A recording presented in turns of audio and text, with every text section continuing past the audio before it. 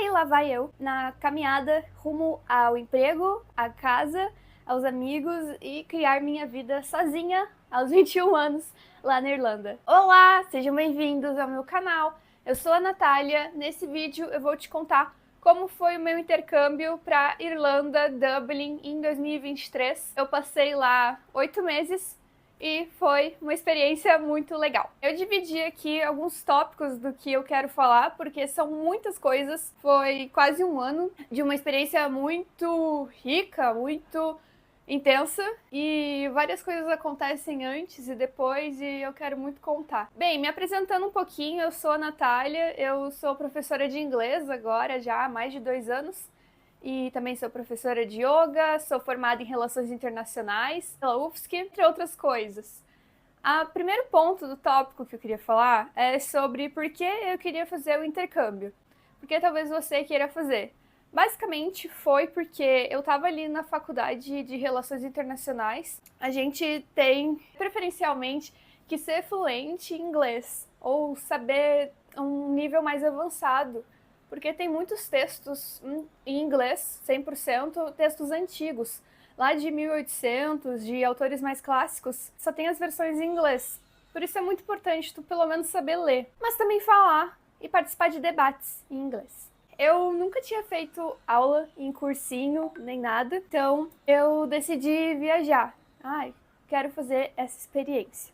E eu fiquei pagando por um ano, fiz pela uma agência chamada Egali. É legal lá o atendimento deles, mas a gente foi pagando essa agência até fechar, né, e finalizar ali o intercâmbio. Só que, depois eu vou falar um pouquinho disso, mas é uma coisa bem cara, porque o intercâmbio gira em torno de uns 30 mil ou 20 mil reais, já é caro. Só que para você entrar na Europa, também precisa comprovar ter no mínimo 3.500 euros de caixa contigo. Por isso precisamos de mais dinheiro ainda. Então é uma coisa bem cara de fazer. Eu fiquei trabalhando durante um ano antes e pagando ali as parcelas do intercâmbio. Mas vamos lá pro momento da minha vida que isso tudo aconteceu. Aconteceu o intercâmbio em um momento bem diferente, porque eu era vegana, eu tava fazendo vídeos sobre isso, sobre veganismo, sobre curiosidades sobre animais no Instagram e tava dando muito certo. Tipo, eu cresci 50 mil seguidores em 3 meses, vários vídeos bateram mais de 1 milhão, 2 milhões, 500 mil por aí. Eu tava muito animada com isso, eu tava muito feliz e isso fez com que toda a minha energia se focasse e se colocasse nesse lugar. Eu não tava nem aí pro intercâmbio, eu nem tinha roupa, eu não tinha visto nada. Então foi nesse contexto. Eu fui lá pra São Paulo, gravei um monte de vídeo em São Paulo, inclusive na casa da minha Dinda, e peguei o avião pra ir pra Suíça primeiro, depois pra ir pra Dublin. Já nesses primeiros momentos, eu lembro de estar andando e ter o detector de metais, sei lá. Aí ele começar a fazer pi, pi, pi. E daí as pessoas lá, elas só falando inglês, e eu não estava entendendo bem. Eu só, ok. Por isso é legal você aprender inglês antes, ou pelo menos alguma coisa mais relacionada a viagens, para te ajudar a se sentir mais seguro, mais confiante. Inclusive, eu tenho um produto que é o e-book do Guia Ilustrado de Inglês para Viagens. Nele, eu compilei tudo que foi necessário e que seria em vários outros contextos, inclusive de emergências importantes, para você saber se comunicar em inglês, saber como responder o que as pessoas estão falando, estão te perguntando, por exemplo, e como você faz perguntas, como que você conversa. Tudo ali em simulações de conversas, bem completinho e muito legal. Mas vamos continuar. Cheguei lá na Irlanda, tava muito frio, cheguei em fevereiro, lá ali no inverno. Tava num hostel, num lugar que tinha outras 12 mulheres. A gente dormia num lugar que parecia um caixão. Era uma cama retangular que você ficava ali deitado e ela tinha madeira, inclusive, em cima, sabe? Bem pequeno. Os banheiros longe e também tinha espaço para cozinha, assim. Mas era um hostel. Não tinha fogão, só tinha micro-ondas também. Isso me deixava triste. E aí lá vai eu, na caminhada rumo ao emprego, à casa, aos amigos e criar minha vida sozinha aos 21 anos lá na Irlanda. A primeira coisa que eu fiz foi sim procurar uma casa, mas tava uma crise de acomodação gigante lá na Europa, então eu demorei mais de 1 mês e meio para achar algum lugar para ficar. Primeiramente, eu consegui uma casa temporária com outros 8 brasileiros naquela casa. Era bem... não é o ideal, né? Eu dividi uma cama de casal, dividi com 2 mulheres que eu nunca vi na vida, e tinha outra cama de solteiro para outra amiga ali, colega de quarto. Elas nem ficavam muito no quarto, mas enfim, perrengues. E daí tinha um banheiro para tomar banho para todo mundo, até que eu paguei realmente uma corretora de imóveis que ela procura host families. Eu queria morar numa casa em que todo mundo falasse inglês, porque eu queria aprender inglês. Eu tava lá para isso, não para ficar cheio de brasileiro à minha volta. Então eu paguei essa, ela me ajudou a achar uma, só que era num bairro lá longe, em Malahide, e junto com uma grandma, Irish grandma, a Teresa. Isso é legal porque a minha avó se chama Maria Teresa e ela se chamava Teresa. E junto eu fui morar com uma moça da Espanha. Foi muito legal a experiência. Era muito caro, eram uns 800 euros por mês, 800, 700, por aí, acho que eram 700. Mas o problema é que você trabalhando part-time, você provavelmente vai tirar uns 1.000 euros por mês, então é muito caro.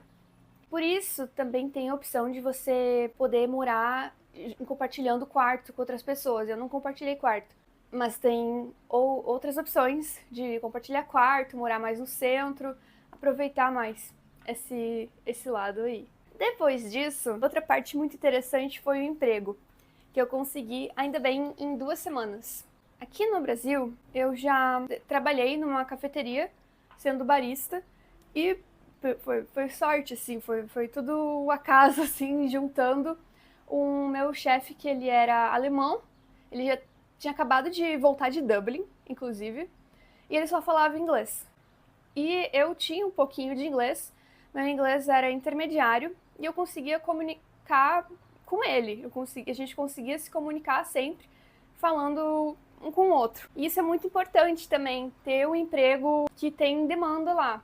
Nesse caso, garçonete, barista, inclusive, tinha, então foi muito fácil conseguir, principalmente por causa disso. E também por causa do inglês.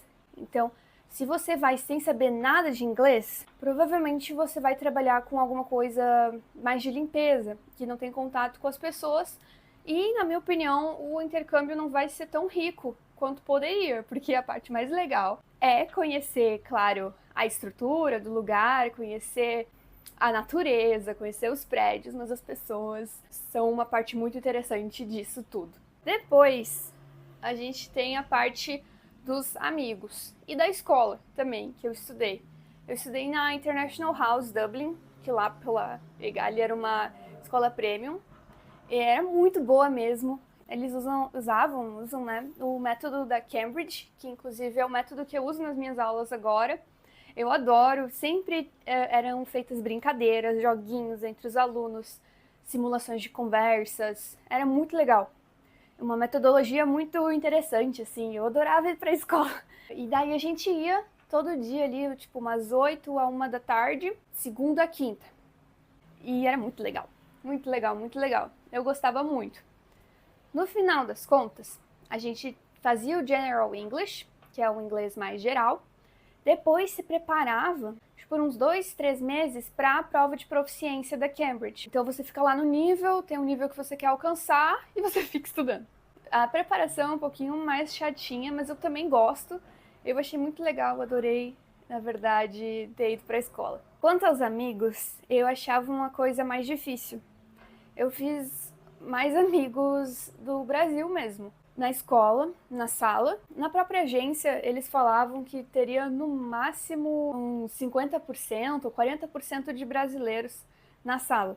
Mas isso não é verdade. Tinha muito brasileiro na sala e gente da América Latina, normal, né?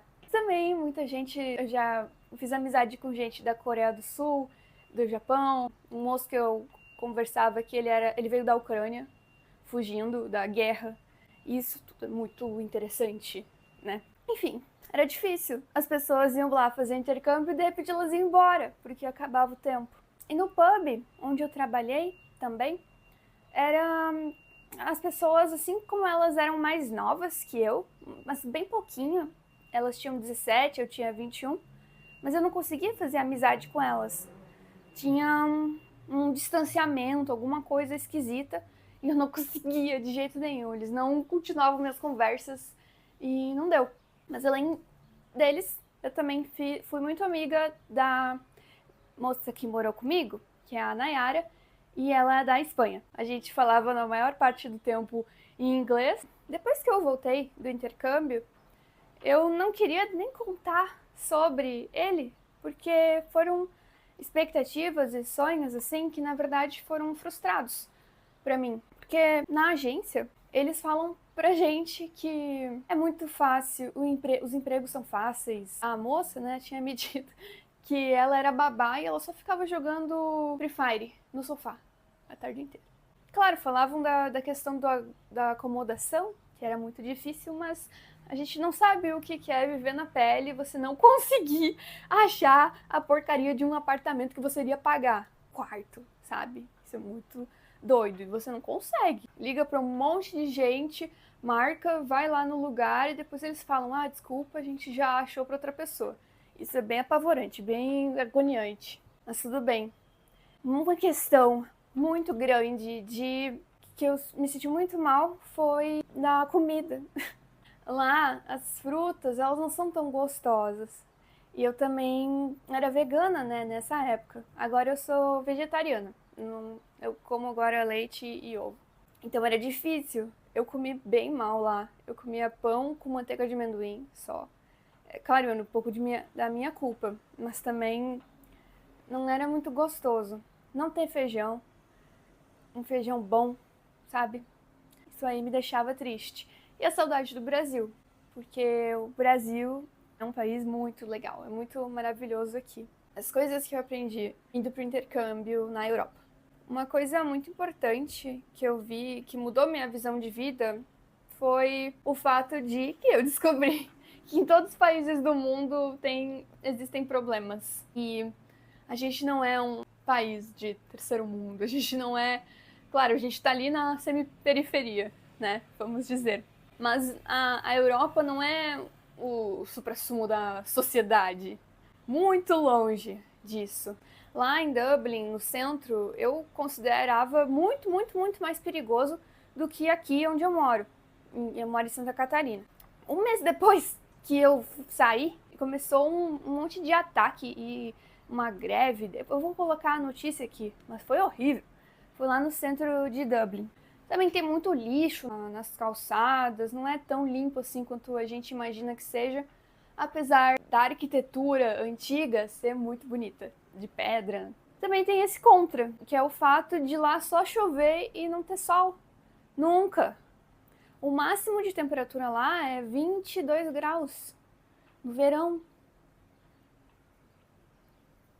Não é legal. Uma outra comparação muito interessante em relação ao Brasil e à Europa é o salário mínimo. Lá, eu trabalhava part-time. Então imagine que trabalhando 40 horas, normalmente nem 44, você vai ganhar ali uns 2.000 euros, salário mínimo. Você consegue ter uma casa, consegue comer bem, consegue guardar dinheiro para viajar. Não sei se provavelmente você não consegue comprar uma casa, mas pelo menos você consegue sobreviver de uma forma boa. Isso é muito importante já. No Brasil isso é impossível. Então esse é um ponto que pesa muito na questão Brasil. Mas ao mesmo tempo, se você teve alguma estrutura no Brasil, ou até fez uma faculdade, alguma coisa assim, é mais fácil com certeza você crescer no Brasil, realmente ganhando mais dinheiro nessa questão financeira no seu país. Quanto a gente ruim também, na Europa, no primeiro dia que eu cheguei lá na escola, a gente já descobriu a história de um homem. Ele era brasileiro. Ele vendeu o carro dele, não sei se a casa também, lá no Brasil, e veio com o filho para a Irlanda, pensando, vou mudar de vida. E logo na primeira semana, eles sofreu um monte de ovada dos próprios nativos lá da Irlanda, ou dos nanás, que na verdade são os adolescentes delinquentes, sabe? Que tem ali no país. Sim, terrível. Assim como tem outras histórias de gente que recebe chuva de pedra, sabe? E xenofobia. Ainda bem que comigo não aconteceu nada. O que aconteceu foi de eu estar no pub uma vez e eu fui numa mesa atender uns 4 homens. Eles eram, sei lá, eles só falavam inglês. E eles colocaram nessa ideia de, você... Quiseram conversar comigo, mas nesse sentido de, você é latina, você vai pro meu iate, você gosta de dinheiro, sabe? Tem vários tipos de xenofobia e de coisas que você pode sofrer estando em outro país. Outra coisa também é que nesse mesmo pub tinha o salário mínimo lá. Eu tava esperando, trabalhei 8 horas num turno, tava esperando receber ali mais de 100 euros. Me pagaram 60, na verdade. 60 euros por isso. Disseram que tem as taxas, mas como que vai ter taxa se eles não vão... Ninguém vai saber, não tem como descontar nada. Mas é isso, não tem o que fazer. Você não é registrado. É claro que eu fui legal, mas nesse caso eu não tinha registro ainda pra fazer esse freelance. Não tem o que fazer. Na polícia eles vão também defender quem é nativo e você vai ficar ali tendo essa injustiça. Aqui eu voltei para o Brasil. O intercâmbio acabou, eu consegui o meu C1 no Advanced English pela Cambridge, uma coisa que eu estudei bastante, me esforcei. Passaram alguns meses, bem pouquinhos, e eu comecei a dar aula de inglês para crianças, online, na escola. Eu gostei muito, foi muito legal, e agora eu continuo dando aula de inglês. Tenho mais alunos particulares, tanto online quanto presencial. Eu moro em Balneário Camboriú. É muito bom, eu tô gostando, e você vai ver que o inglês vai abrir oportunidades muito grandes. Me formei também em Relações Internacionais. Tanto, obviamente, a graduação, quanto você saber inglês vão abrir portas bem maiores do que se você não tivesse ambas essas coisas, ou mesmo saber inglês. É muito legal. É muito bom você conseguir se comunicar, expressar quem você é, numa língua diferente, ainda mais numa língua que o mundo todo usa. Então você vai se conectar com cada vez mais pessoas, conseguir aprender mais, ter mais conhecimento. Esse é o vídeo, contei algumas histórias. Não esquece, se você vai viajar, ou se seja a trabalho, a lazer, dá uma olhadinha ali no Guia Ilustrado de Viagens em inglês. Ele foi feito com muito carinho, com tudo que eu imaginei que seria extremamente necessário, importante e salvaria minha vida quando eu estivesse em algum ambiente assim de uma viagem internacional e eu ainda não tivesse tido toda essa experiência de ir para lá e falar inglês com as pessoas, com os nativos. Então, tá aqui na bio, dá uma olhadinha. São muitas histórias, muitas coisas aconteceram durante esse tempo. Foram 7, 8 meses de intercâmbio. É uma coisa que eu recomendo demais. Foi uma baita experiência na minha vida. Se você quiser saber mais, comenta e se inscreve. Fala comigo também se você quiser aulas de inglês. Curte o vídeo. Tchau!